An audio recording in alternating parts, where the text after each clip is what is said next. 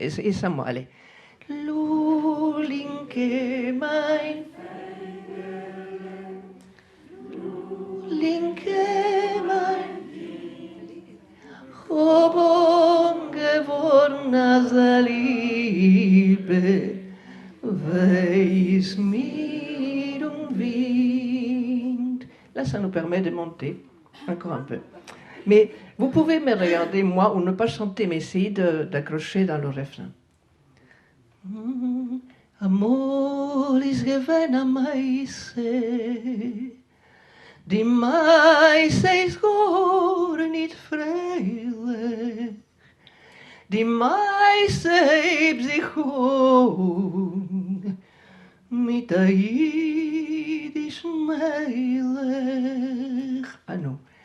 Lulinke, mein Feigele, Lulinke, mein Kind, ob ungeworna Liebe, weis mir Wind.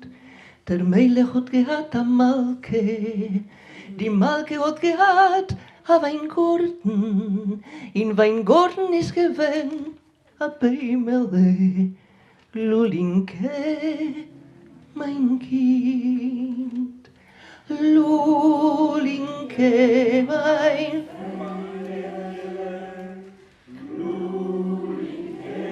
mein Kind, ob ungeworna Liebe, weis mir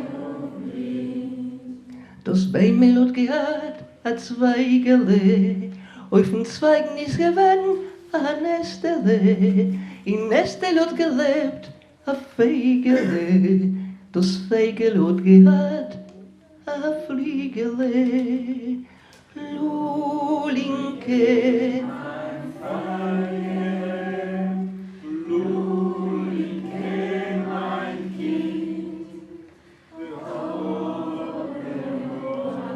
Liebe.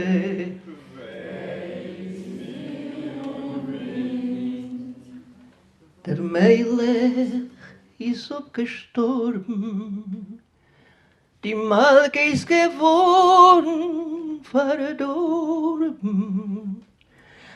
Das Beimele ist abgebrochen, das Feigele vom Nest antlaufen. Lulinke, mein Feigele, Lulinke, mein Kind, as a Liebe, weis mir Wind. Et voilà.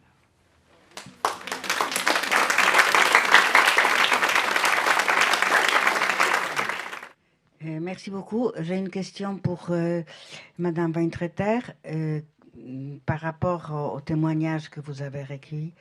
Quel est le lien ou est-ce que vous avez été en rapport avec tout ce qui s'est fait par Spielberg et sa collection de témoignages énormes? Est-ce que c'est les mêmes personnes? Enfin, forcément pas les mêmes parce que celles de Spielberg, si j'ose dire, sont sans doute déjà mortes. Mais enfin, est-ce qu'il y a des liens entre les deux? Je peux vous répondre rapidement. J'ai dit que j'étais dans le programme de Yale et que j'ai co-dirigé en France et pour les pays francophones le programme Spielberg. Donc, c'est des témoignages recueillis par la Fondation Spielberg. Non, mais maintenant, non. Ça s'est terminé. Ils ont fermé ici en 95. Non, ils sont allés après, quand le rideau de fer est tombé, ils sont allés du côté des pays de l'Est où il y avait beaucoup de gens qui avaient témoigné. Voilà. Alors moi j'ai une question sur cette histoire de mourir, d'écrire. Est-ce que vous ne pensez pas que les gens qui écrivent sont des gens qui ne peuvent pas faire autrement et qui mourraient s'ils n'écrivaient pas? Est-ce que c'est pas dans ce sens aussi qu'on peut poser la question? Je ne réponds pas tout de suite. Hein. Donc il y a madame et puis monsieur. Merci. Moi, j'ai une question beaucoup plus générale, qui est le danger dont vous parlez. Vous avez l'air de mettre dans... de la même, vous parlez de la même manière des gens qui ont été confrontés à la Shoah dans le camp de concentration et les enfants cachés ou Georges Perec, etc. Donc, est-ce que ce danger que la peau se craquelle est le même pour les uns et les autres? Et une dernière question. Une dernière question. Je vais vous répondre. Oui, il semble que la question du destinataire du témoignage soit vraiment cruciale parce que beaucoup de gens revenus ont dit dans des témoignages aux écoles, par exemple, des choses qu'ils n'arrivaient absolument pas à dire à leurs proches. Donc il y a une valeur performative, il me semble, de l'écriture, parce que là, on ne sait plus à qui elle s'adresse. Voilà.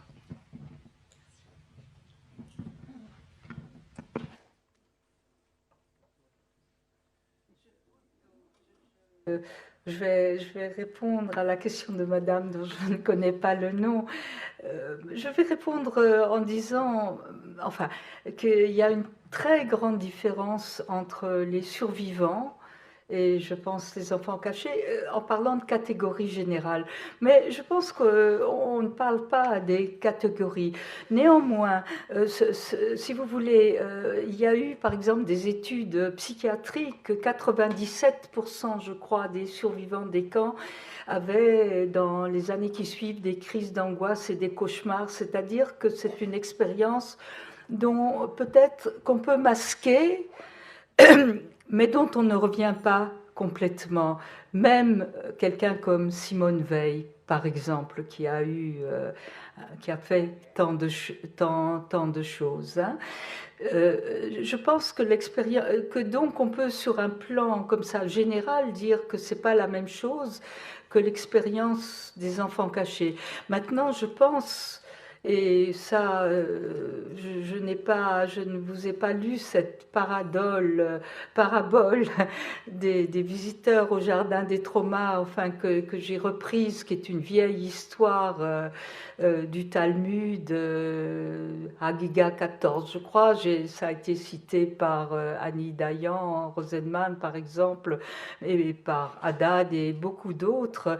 Je pense que les histoires sont singulières. Néanmoins, il y a en commun chez beaucoup de ces enfants des deuils, parfois du père et de la mère, des deuils très tôt dans la vie. Et quelqu'un comme Pérec a par exemple dit qu'il y avait un anéantissement une fois pour toutes.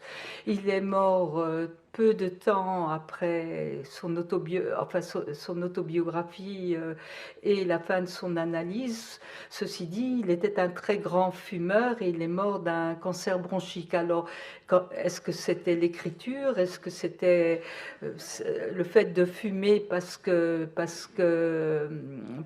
la vie était trop dure pour lui? Il n'y a pas de réponse à cette question. Hein, mais ce que je voudrais répondre surtout, c'est la singularité de chaque personne. Il n'y a pas... j'ai un de mes amis dont les deux parents ont été pris en même temps quand il avait 8 ans et il était allé voir un analyste dont il m'avait donné le nom, mais j'ai oublié, ça se passait il y a plus de 30 ans. Et cet analyste avait eu la mauvaise idée de lui dire, bon, il a dû raconter son histoire, il lui a dit, mais monsieur, vous êtes un orphelin comme les autres. Bon, évidemment, il n'est pas retourné. Hein. Voilà, j'ai répondu à cette question. Répondre à monsieur me semble plus difficile pour moi. Est-ce que toi, tu veux répondre, Ginette ou... Comment? Poser la question qui est, est-ce que les gens qui ont écrit, au fond, n'avaient pas d'autre choix? C'est une question intéressante. Ça, je vais répondre, я не знаю en russe, je ne sais pas. On peut, la question se pose. Hein. La question se pose. Par exemple, je suis une personne qui n'écrirait pas d'autobiographie.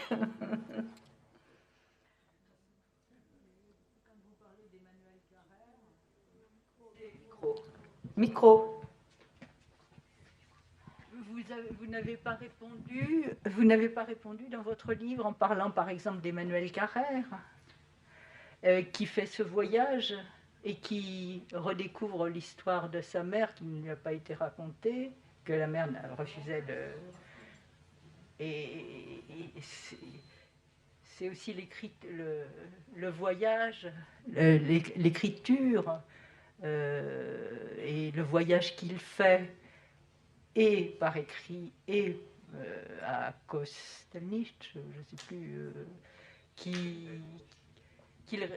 peut-être le répare aussi. Oui, alors en ce qui concerne Emmanuel Carrère, on pourrait dire que c'est un problème de la seconde génération, c'est-à-dire que c'est quelqu'un qui est le fils d'une mère dont le père était un collaborateur qui a été pris et probablement exécuté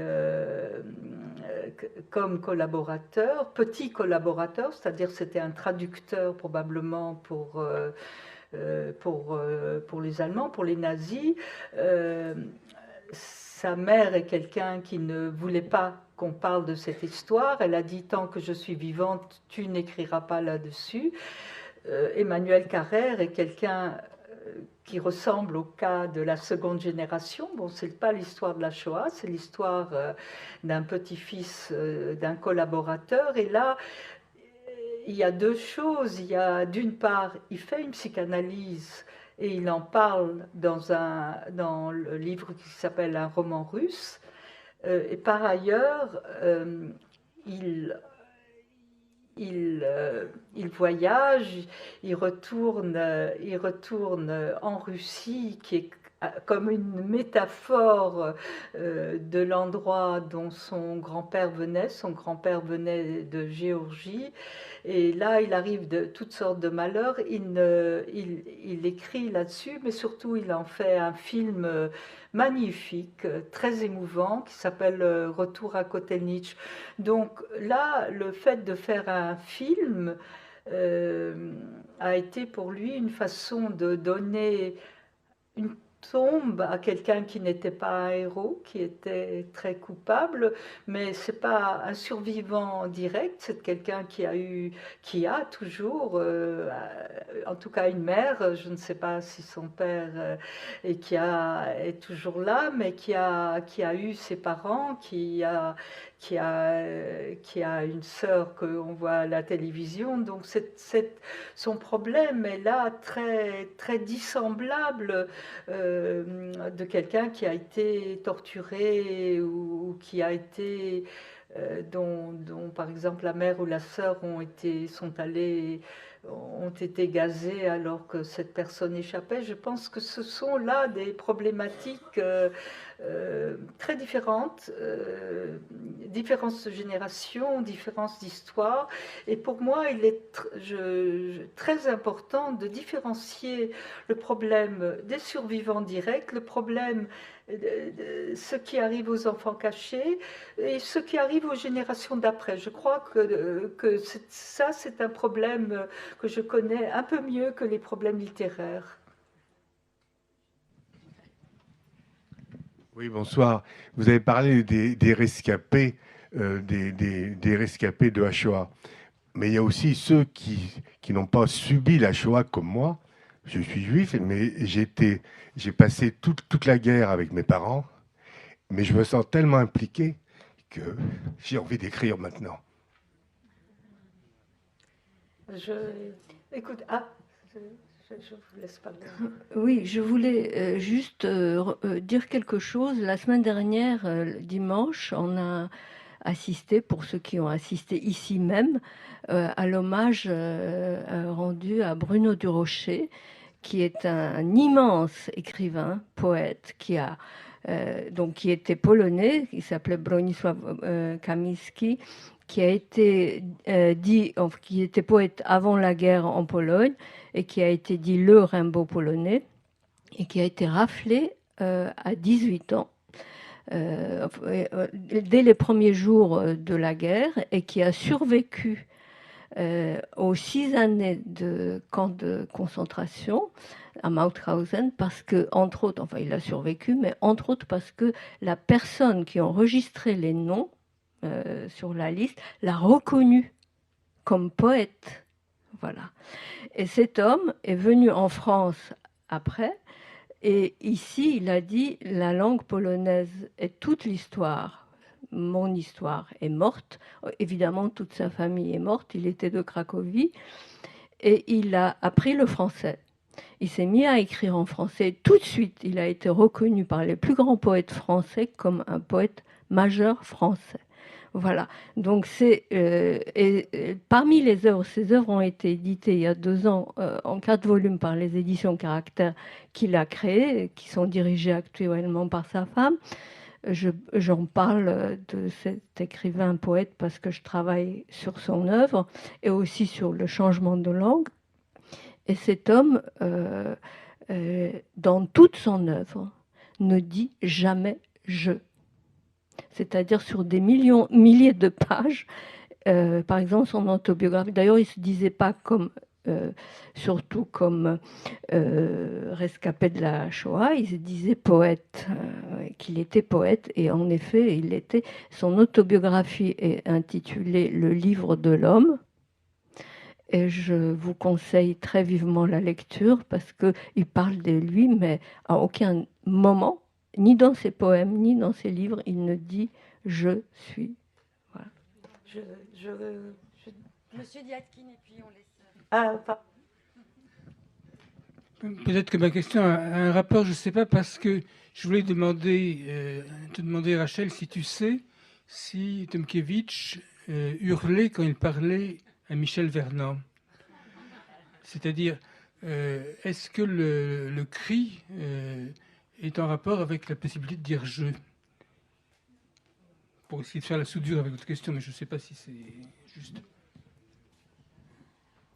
Alors, je vais prendre, ou peut-être je vais répondre très rapidement que là, on a, je crois, la chance, je ne sais pas, ou peut-être est-elle partie, d'avoir Michel Vernant qui a travaillé avec Tomkiewicz et qui a écrit un très bel article elle-même qu'elle a présenté à Salonique, va pouvoir te répondre. Peut-être je dis... Oui. Non, il ne criait pas, au contraire, enfin pas au contraire, mais quand il me parlait de cette cassette qu'il n'avait jamais voulu réécouter, ce qu'il disait, c'est qu'elle était hystérique, et ça, il ne supportait pas. Et quand il parlait des témoignages qu'il entendait et qui ne lui donnaient pas envie de témoigner, c'est que les gens pleuraient, les gens exprimaient énormément d'émotions, et que ça, lui, se refusait absolument à ça. Et en fait, il y a eu, dans les années, donc avant qu'il exprime ça dans sa fameuse cassette, il a eu une crise existentielle dans les années 70. Il a eu l'impression qu'il étouffait et que peut-être que l'écriture serait... D'abord, il a essayé des séances de psychanalyse, mais ça n'a absolument pas marché, ça l'a beaucoup secoué, il a arrêté très vite. Et il s'est dit que c'était peut-être l'écriture qui allait lui permettre de se libérer. Et il se trouve qu'après sa mort, j'ai reçu une 60aine de pages qui m'ont été transmises où il essaye d'écrire sa vie, sur sa vie. Et je vous lis juste là, au bout de 60 pages, il finit par renoncer. Et j'ai apporté là, parce que je me suis dit peut-être que je pourrais le lire, la fin de cette longue tentative d'écrire. Et voilà ce qu'il dit. Donc, il écrit: En février 71, j'ai voulu écrire mon livre. Il en est sorti des pages et des pages sur l'incompatibilité de la pensée et du verbe, un vrai blabla théorique. En vérité, j'ai voulu décrire cette cloche de verre, cette chape de plomb qui lentement s'abaisse pour m'étouffer. Là, je rappelle qu'il était asthmatique. Combien cette chape trouve en moi des alliés, comment j'ai moi-même construit la chambre à gaz où je dois étouffer pour payer mon péché, ma survie inacceptable. La chambre à gaz, c'est la suite du train, le train auquel j'ai échappé, dont j'ai fui dans un acte fondateur, le meilleur et le pire. Voilà. C'est impressionnant.